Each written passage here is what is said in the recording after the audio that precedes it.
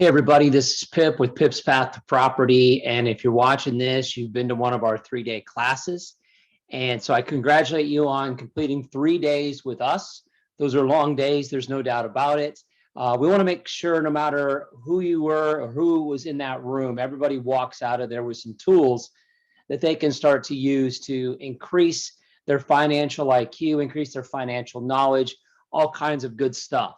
And so this video is going to be on budgets, budgeting, making sure that you're, I guess, more than anything, keeping score. So I'm going to share my screen here, and I want you guys to know that as you start to do this, when you are budgeting, what I really want to call it is keeping score. Because as somebody who really likes sports, played a lot of sports growing up, what I have found over the years is that if you're a competitive person, you want to keep score. You want to know if you're winning or losing. And your financial life is probably one of the most stressful things to stay ahead of. And so you want to make sure that you're winning the financial game. This isn't about becoming a billionaire, a gabillionaire, or quadrillionaire, or whatever we're talking about here. Is just basically making sure that you live a less stressful life by making sure you can handle all the payments that you have going out every month. And so how do we do that? We've got to keep score, plain and simple. And so what we want to do is understand that we should probably be doing this minimally on a monthly basis. But you're going to be tracking things daily. And so we want to make sure that you're tracking information daily. And so what we want to do with that is, even though we may be doing a month-long budget, we want to make sure that we're tracking that information daily so that we know what's going in, what's going out, all that kind of stuff. And so I think it's important that we do that. And so there's lots of tools out there. There's lots of tools out there that you can use. Some people are really good with spreadsheets and things like that. So if you want to use a spreadsheet, you're more than welcome to do that. You can easily do this on a piece of paper. As you can see, I'm doing it on a white piece of paper, nothing exciting here. And so, but if you want to put it on a spreadsheet, it will definitely make it easier down the road. But if you're so uncomfortable doing spreadsheets that you just say, I'm not even going to do a budget because I don't even want to do a spreadsheet, you don't have to. A pen and paper will work fine, and an old-fashioned calculator. It doesn't have to be anything fancy. Just make sure you keep doing it. And so it's imperative that we understand that. Now, one of the things we're going to talk about as we go through this is a zero budget.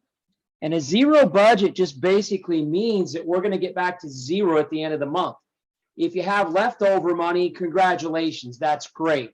That's going to go to savings, or it can maybe be put off to the side for a major purchase moving forward. So a zero budget just means we don't want to have anything left over. That doesn't mean spend to the nth degree.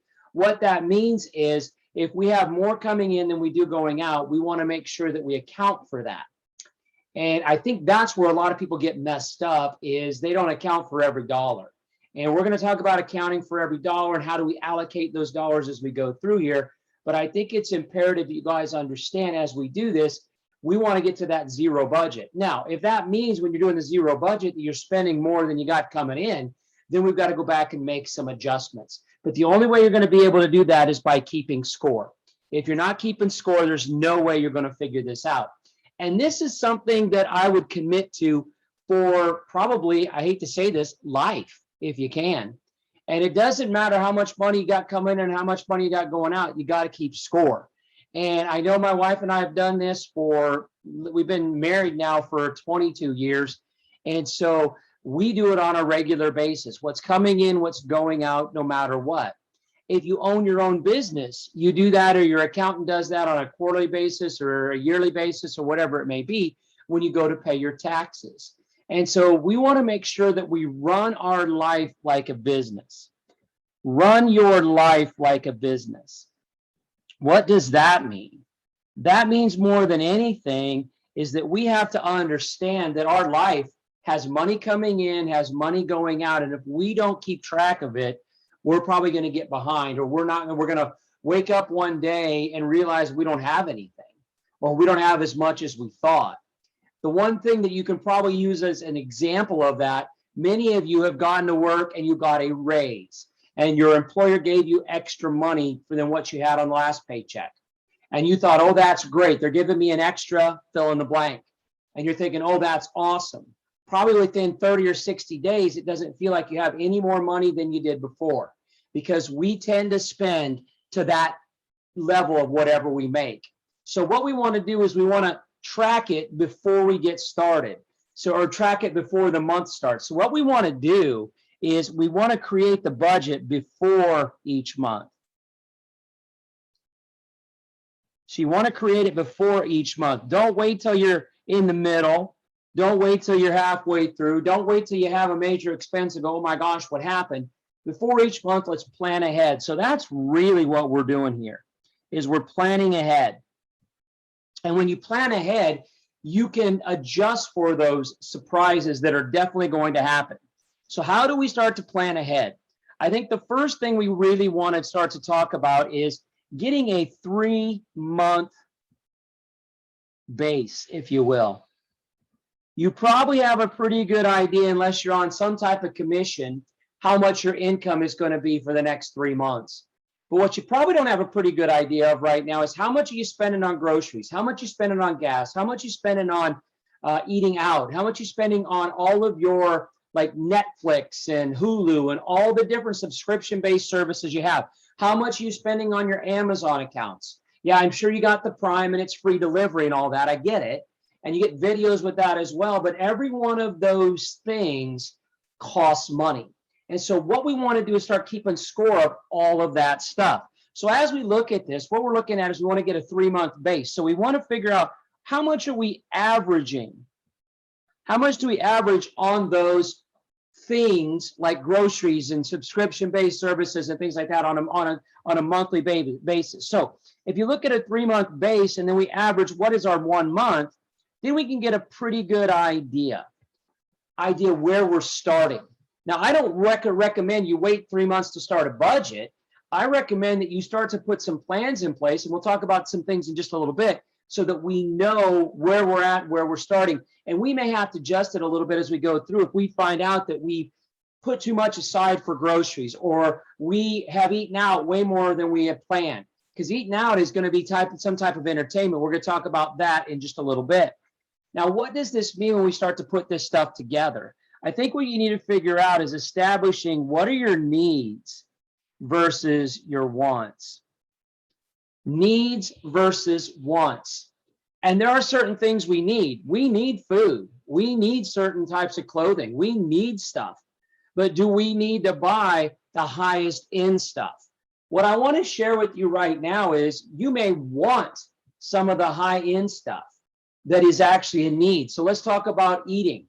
We could eat and get, go to the grocery store and get things at the best budget, at the best price we possibly can. Or we could go out to eat and have a five-star dinner. Are we still having a need there? Yeah, but do we need to spend 5-star prices on food? And my guess is probably not. But what we want to do is we want to plan ahead so that if you do want that 5-star dinner, we've got it budgeted in and we know how we're going to afford it when we go to make that decision to have that 5-star dinner.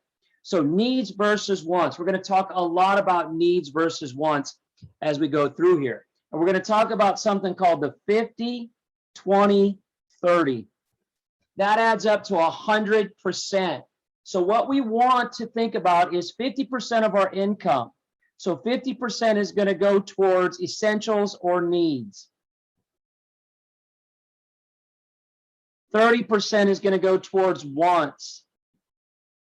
And 20% should go towards savings and things like that. And so we will get into that savings and I think we probably should put giving in there as well, tithing, whatever you want to call it. So I think it's very important that you have all of these things backed up. And so if we have $100, we're going to spend 50 of that 100 on essentials, 30 on wants, things that we want, like a cell phone or going out to eat, and then 20% of that on savings and tithing or giving. So this is what we have to start looking at more than anything, is needs versus wants. Once we establish what's a need versus a want, we can start to make some sense of how we want to budget stuff moving forward. Now, when we do this, one of the best ways to start is to get things organized. So organize all the bills that you got coming in. Organize, I can't even spell. We'll try that again. I wish I had spell check in my pen. Organize all your stuff. So let's say the bills coming in. So all the stuff in, and then organize all your stuff out. So the incoming stuff and the outgoing stuff, we want to keep it organized. And a lot of people get scared of credit cards and things like that. I like credit cards because they help me keep score, because they give me a monthly, hey, this is what you spent here, this is what you spent there. And so if you already own a business, getting a basic business credit card gives you the opportunity to start running your life like a business immediately. And so this is kind of our starting point. This is our starting point. You obviously can stop this, rewind it, watch it again, whatever you need to do. But those are kind of our starting points that we need to do. Now, as we start to look at this, we're going to start to look at how do we do this. And so some people when they think about a budget, they think, oh, they're not going to have any fun. Well, the first thing you need to do is, if you have bad debt, you got to organize how to pay that off. I'm having problems with the word organize today on how I spell it. That's okay. You can see that this isn't professionally done. It's just me going through some notes for you. We got to figure out how we're going to organize paying off that bad debt. There's two schools of thought. I believe Dave Ramsey has a mentality where he says, start with the littlest amount of debt that you have. So maybe something that you owe $100 on, something you owe $500 on, something you owe $1,000 on. And maybe as you grow up into those different amounts, start with the smallest amount and pay it off. And what he says in their school of thought makes some sense, because it gives you momentum. Because as soon as you get one thing paid off, oh, you're excited to pay off the next thing. And you get the next thing paid off, you're excited to pay it off. And if you start with one of the bigger debts, then obviously it may take you longer and you can lose some of that momentum. This is based on your discipline. This is based on you as a person, because from a financial education standpoint, the best thing to pay off is the thing that you're paying the highest interest on.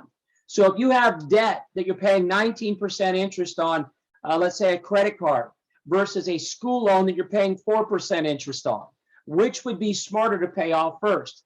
In my opinion, a logic point says I need to pay off the credit card. And why does that tell me that? Because I want to pay the highest interest off first. It will actually accelerate the paying off of debt. However, I can get behind somebody who says, I need to see some wins. We talk a lot about keeping score, and I talk about that a lot.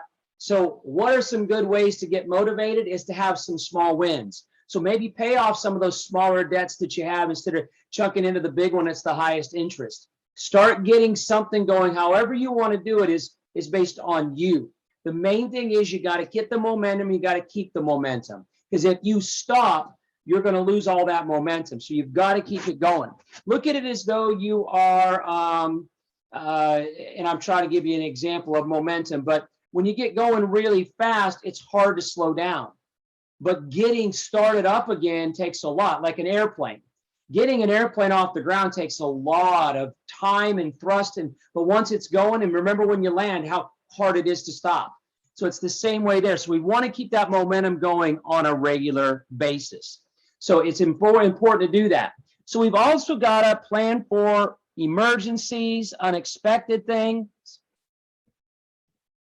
If you've got a car right now and you know the tires are not great, you should be looking to see how much is it going to cost you to replace those tires. If it's X amount of dollars, 600, 800, whatever it is, and you haven't budgeted for that, that's going to be a problem when you need to put those tires on. And you can see that with all kinds of stuff. And the toughest one are the unexpected things. The unexpected things. You might have an idea that the tires are getting a little bit worn down, but you may not have any idea that your furnace is about ready to go out. And so we need to make sure that we are budgeting for emergencies and unexpected things right now. If you want to buy something big, a nice TV, if you want to go on a vacation, what we want to do is we want to plan ahead for those large purchases. And so we can take some of that budget and we can start to pluck that into an account so that we have the extra money to take the family to Disney World or whatever it is that you want to do. So plan ahead for your big expenses in everything that you're doing on a monthly basis. Plan ahead for that. What you're going to have to also do is adjust, because every month things change. This is a living, breathing organism, and it's going to change. So what does that mean? You've got to be flexible. You've got to be flexible. Do not lose sleep over something that you can't control. So what I cannot guarantee or cannot encourage you guys enough is set realistic goals. If your goals are so high, a lot of people call them SMART goals. What are SMART goals? They're specific, they are measurable, attainable, relevant, and timely. So there's a time amount on there. So you might want to say, I want to do this in the first 3 months of next year, or whatever it may be. But what we also want to do is make sure they're attainable. We go back to that earlier, the Dave Ramsey mentality, paying off the smallest debt first so you can feel some momentum. I cannot stress that enough. Comes back to keeping score. You want to get some wins. And so I think what we need to do is we need to create some stuff where we get some wins in the win column. Because if all you're doing is every month beating yourself up, you're going to get into trouble. So what I cannot stress enough is don't be hard on yourself.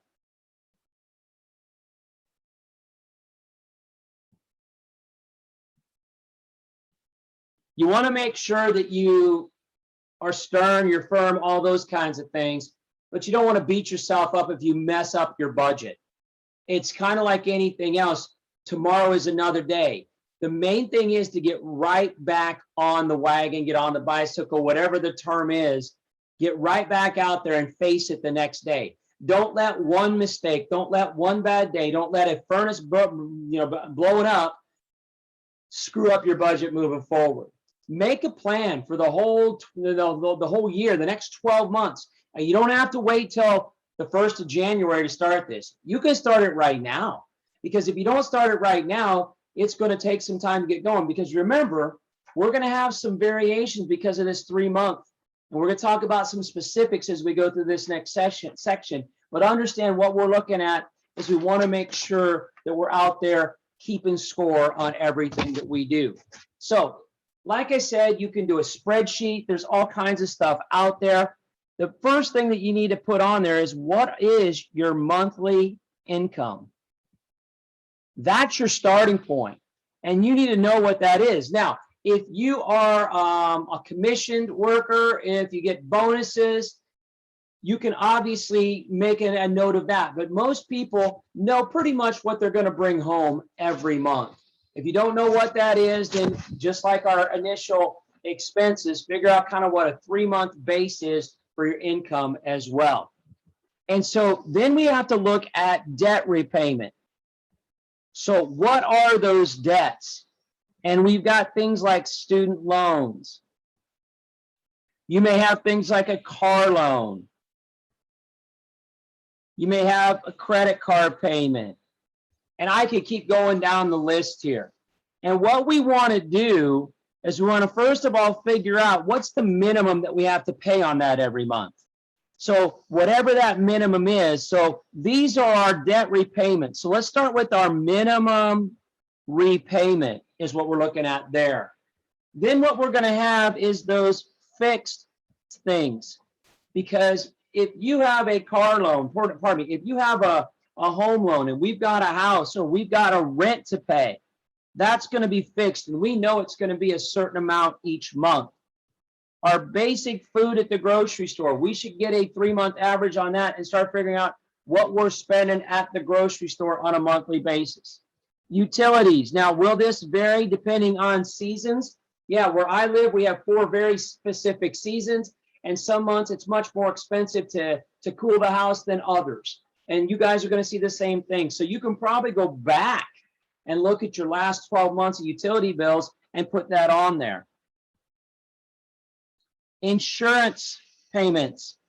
So if you've got car insurance, homeowners insurance, if you have a renter's policy, if you're a renter, All that stuff is a fixed expense, and it is going to be something that you can get an idea of what it's going to be on a monthly basis. How much gas do you use? And maybe you live in an area where you take public transportation all the time. That could be in there instead of gas.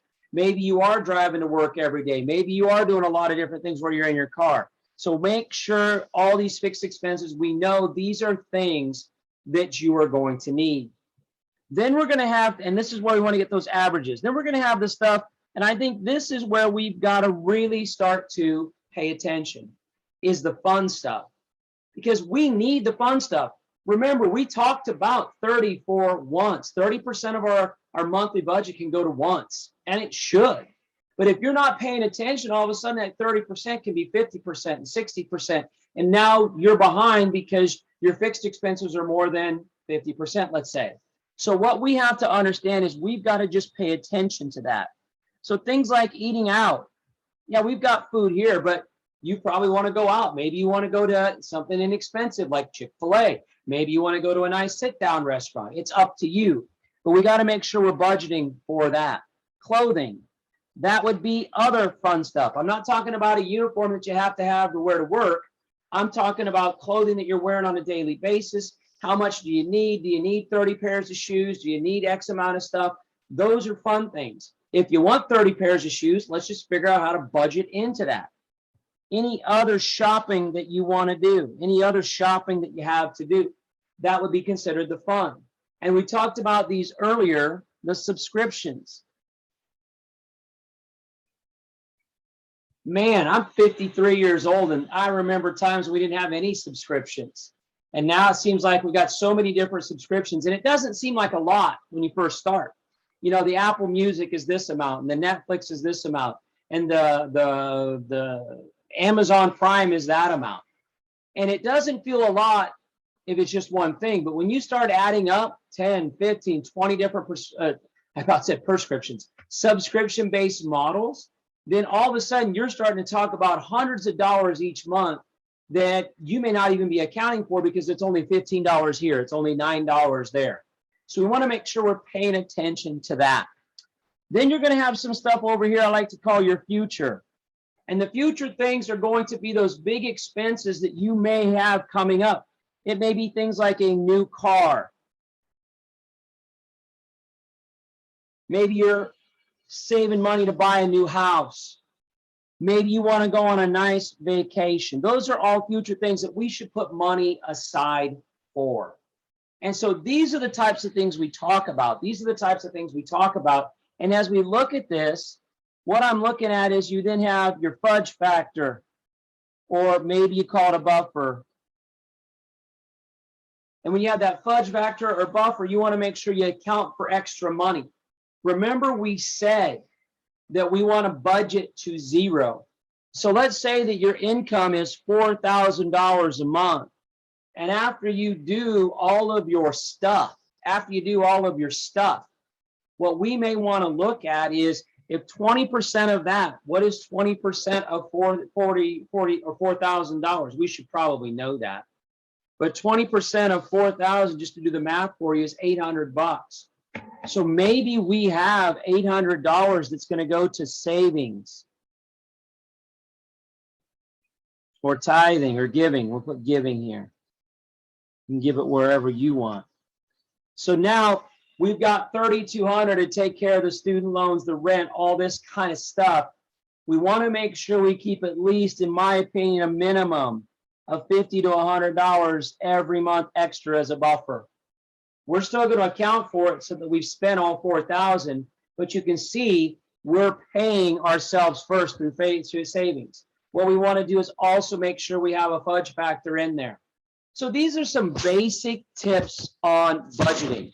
Is this the end all be all? No. But if I could give you one thought before we wrap up this video, is this right here. Run your life like a business. Business owners can't stay in business unless they do what? Unless they make sure they're making money every month.